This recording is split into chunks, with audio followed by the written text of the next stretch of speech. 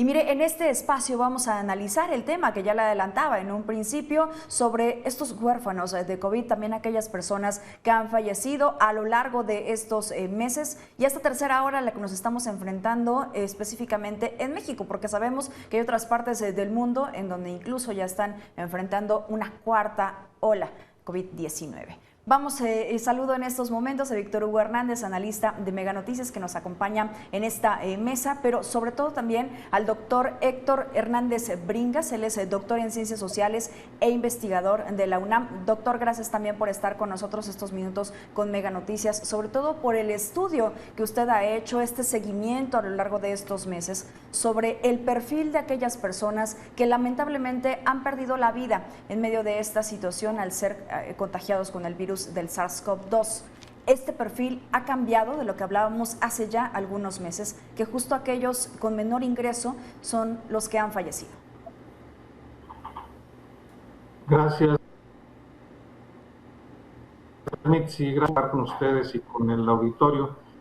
Mira, efectivamente, Mitzi, yo he seguido este tema desde prácticamente el inicio de la pandemia el año pasado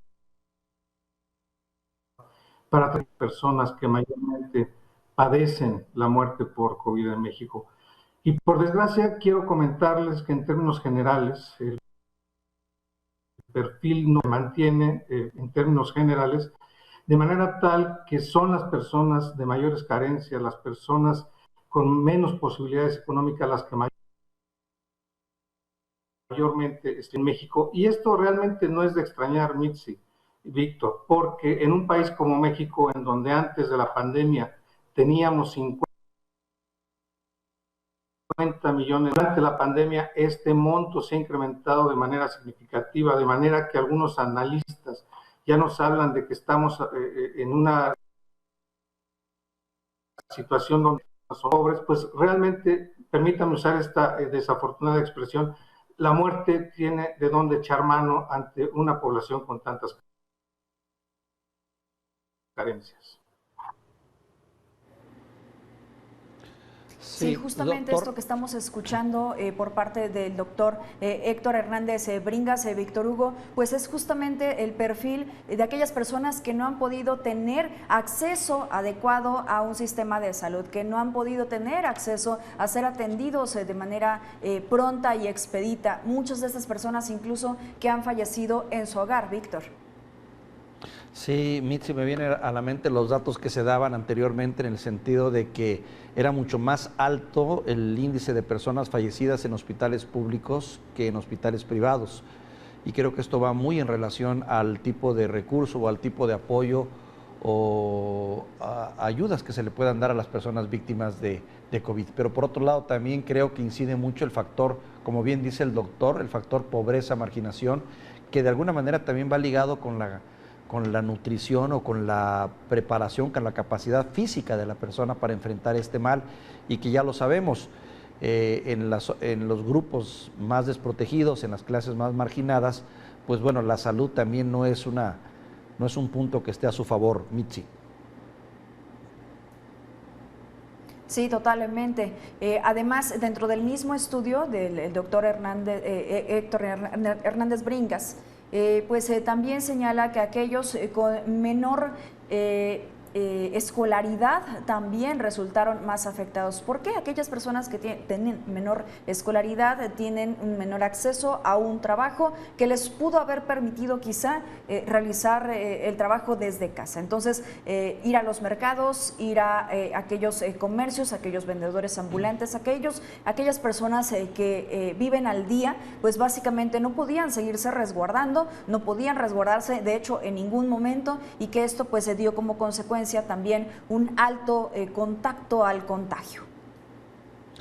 En toda la extensión de la palabra pobreza es un concepto muy complicado porque implica carencias de todo tipo, como tú bien dices. En las zonas más marginadas, la población más marginada es la que tiene forzosamente que verse obligada pues a trabajar y a exponerse más que alguien que tiene más recursos. Eso es de entrada. Pero el factor también de la alimentación y la preparación, problemas como la obesidad, problemas como el colesterol, la diabetes, la hipertensión, pues también por las razones naturales de alimentación y pobreza se dejan sentir. ¿Es así, doctor? ¿Es correcta esta apreciación, doctor Héctor?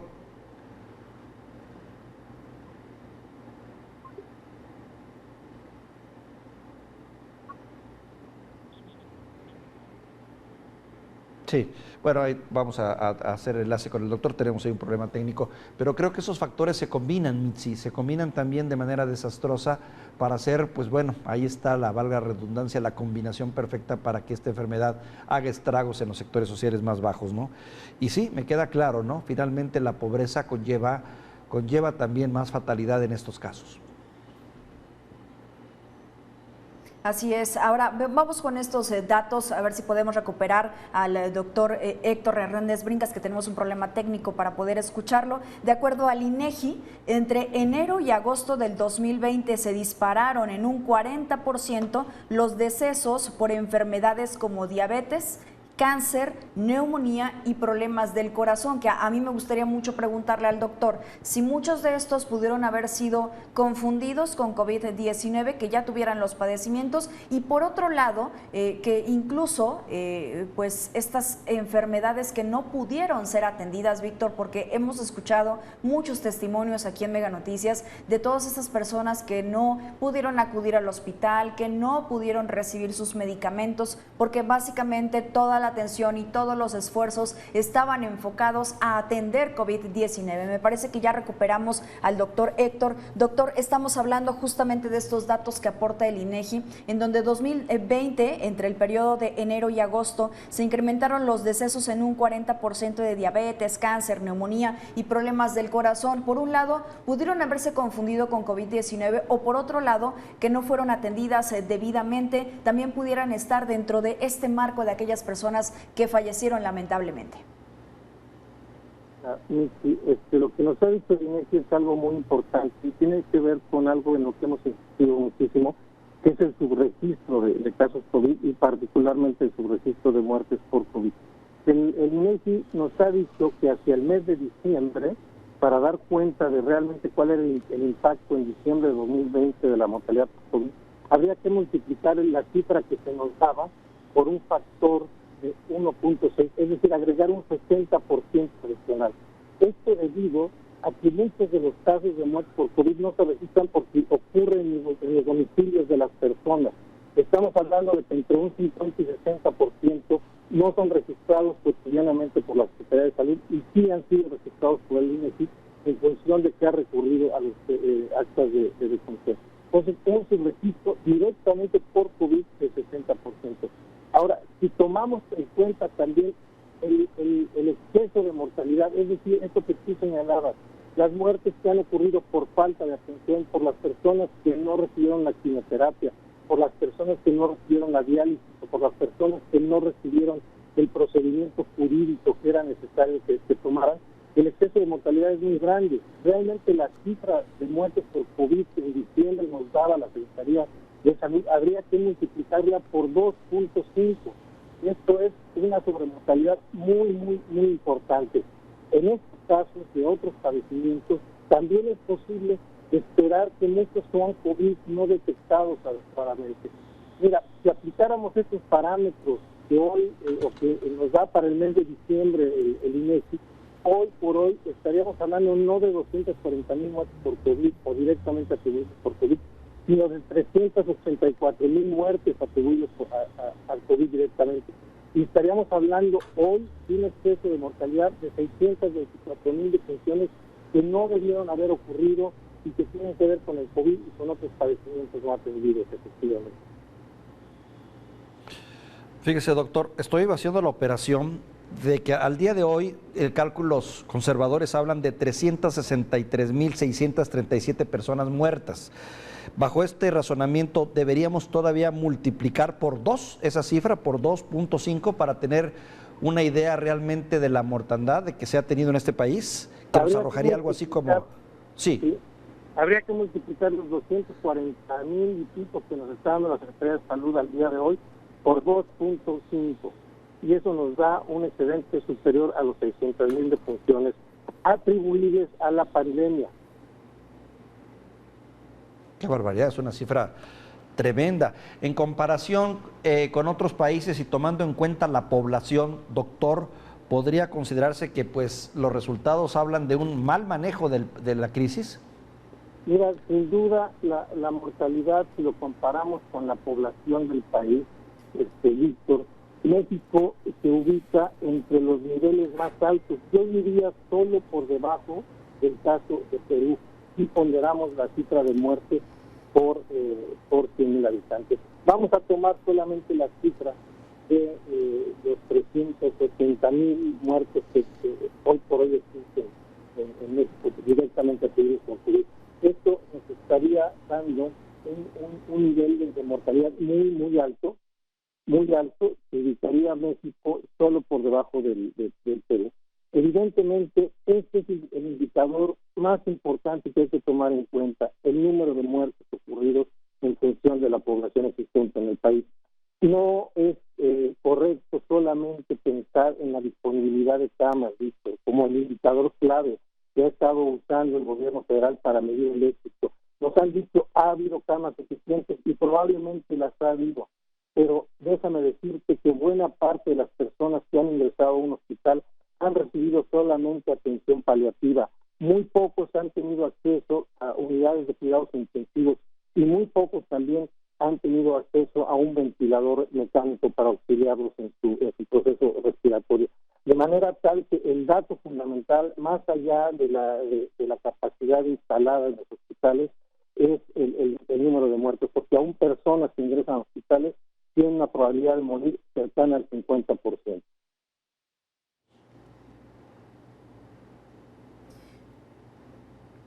Doctor, en este sentido, de estas 360.000 muertes, aunque el sector salud da a conocer 241.279 de manera oficial, ¿qué tanto también en esta posibilidad de aquellas personas que no fueron registradas su defunción en un hospital, qué tanto también pues sigue siendo un factor que no ha sido determinado y que pudiera ser el margen mucho más alto en el esquema de mortalidad? Hemos visto una disminución, sí, en estas últimas semanas, gracias al avance del plan de vacunación, pero también hemos visto un incremento de los casos activos. Esto podría generar que de nueva cuenta se registren más defunciones a lo largo de las próximas semanas. Mira, hay que reconocer, Mitzi, que aunque el número de contagios es extremadamente alto, yo diría el número de contagios que hoy tenemos por COVID en México es similar a lo que tuvimos en los meses de enero y febrero, que fueron los meses más álgidos de la pandemia. Es decir, en términos de contagios, sí estamos en una situación muy delicada, como los peores momentos que hemos vivido durante este año y medio casi. Ahora, hay que reconocer, sí, que la mortalidad ha reducido, y esto es un efecto fundamentalmente de dos cosas. De la vacunación, que ya pues un 40% de la población en México ha sido vacunada, pero también del hecho de que un alto porcentaje de la población ya contrajo COVID y por tanto tiene anticuerpos. Ahora, mira, efectivamente, estar hablando hoy de 250 muertos, de 400 muertos, de 500 muertos, desde luego es una cifra inferior a la que vimos en enero y febrero, pero no es una cifra nada despreciable. Estos niveles de muertes que estamos viviendo hoy son los mismos o muy parecidos a los que teníamos en los meses de octubre o noviembre del año pasado. La mortalidad por COVID en México día con día sigue incrementándose y sigue estando en niveles elevados. Claro, si la comparamos con enero, pues decimos, antes se morían en enero, morían 1.500 personas, hoy solamente, entre comillas, están muriendo 400, 500, 250. La mortalidad, hay que tenerlo claro, sigue siendo muy alta, muy importante y está afectando sin duda a las personas que tienen mayores carencias y que tienen antecedentes de salud pues no muy favorables para contender con la pandemia, ¿no? Sí, el tema de la pobreza vuelve a salir de manera inevitable. Doctor, quisiera nada más puntualizar un poquito este dato que nos da.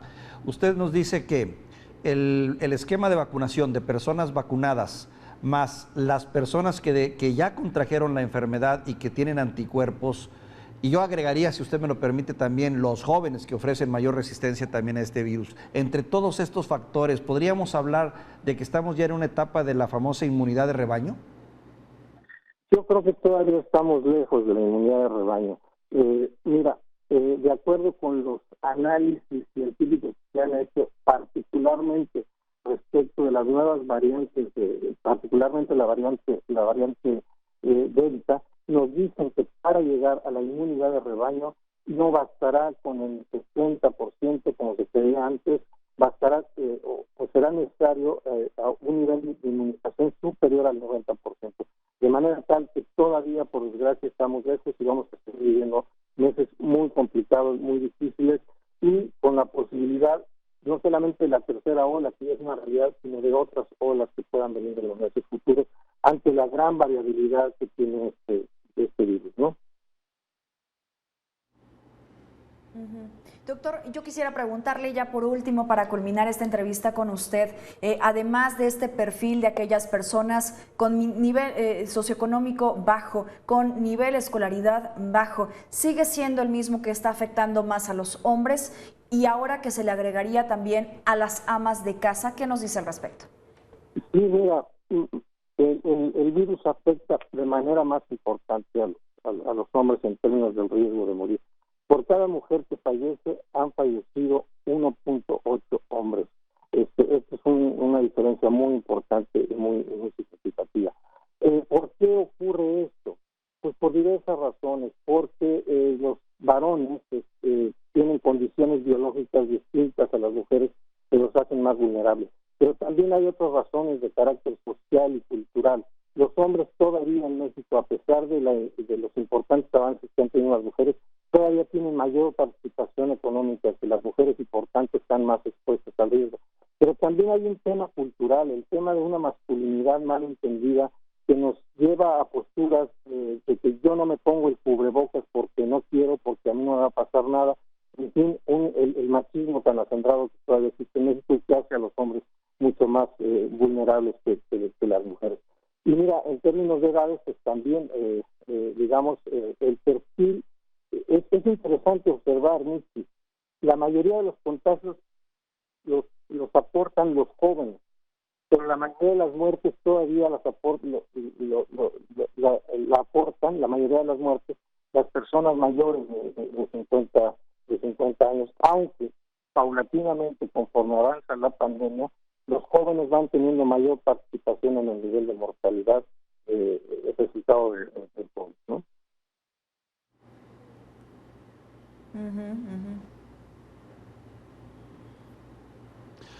Pues el análisis es muy interesante, doctor. Doctor, yo finalmente yo le preguntaría también de mi parte, la misma estrategia, no hay manera de modificar esto más que manteniendo la misma estrategia que se ha recomendado pues prácticamente desde el inicio de esta pandemia, ¿verdad? Mira, pues sí, aquí todavía, a pesar de un año, 3, 4 meses que han transcurrido de esta pandemia, el tema de las pruebas todavía sigue siendo muy importante. Mira, en las ciudades más grandes particularmente, que han sido muy afectadas por este virus, hay una intensa aplicación de pruebas, pero hay muchas regiones del país, la gran mayoría de las regiones del país, donde el número de pruebas que se hace es muy limitado, de manera tal que sin pruebas es muy difícil romper las cadenas de contagio. Sin pruebas suficientes no vamos a poder avanzar al ritmo que quisiéramos. Y mira, a pesar de que existen avances en materia de vacunación en México, avances que nos llevan a un 40% de personas ya vacunados, aunque sea con una de las dosis, el ritmo sigue siendo reducido, por desgracia. Aún no alcanzamos la mitad de la población vacunada y esto nos va a poner todavía en dificultades para los próximos meses. Y es que no se acelera el proceso de vacunación.